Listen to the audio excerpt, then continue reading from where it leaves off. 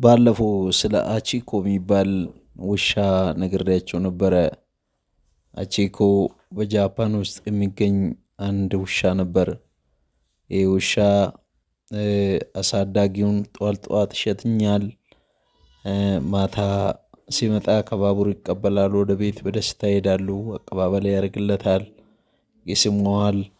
በቃ በጣም አብሮ በጣም ፍሬንድ ነበሩ። አቺኮ ሁል ጊዜ ጠዋት ይሸኘዋል፣ ማታ ማታ ይቀበለዋል።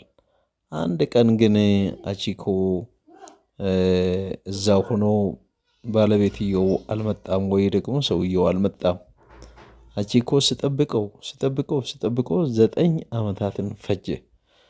ከዚህ የተነሳ ከ9 ዓመት በኋላ ቢሞትም ለአቺኮ ሐውልት ተሰራለት ስለ ታማኝነቱ።